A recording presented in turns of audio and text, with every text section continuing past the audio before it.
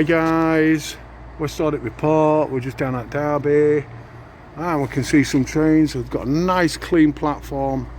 It's really nice, it's really good. So anyway, we're just going to have a quick look around and see what's what. So guys, just going to have a quick look down, see what's going on down here.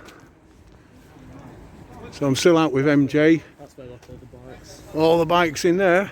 Certainly like the bikes in this little town.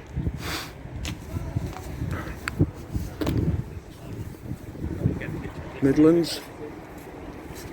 So they've got some sort of weird little creatures stood on some suitcases. Do not climb. I think some other auditor's been down here and filmed this. He's got his little tongue out there. Oh, there you go. You've got.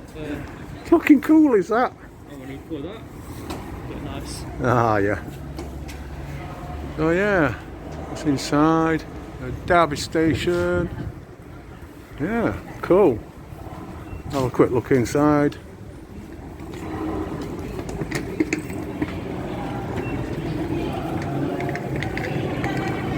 Yeah, they got Costas. It's not a big place. Yeah, it's quite a small Pretty cool. place, Yeah, we've seen on the platforms. it gets you places.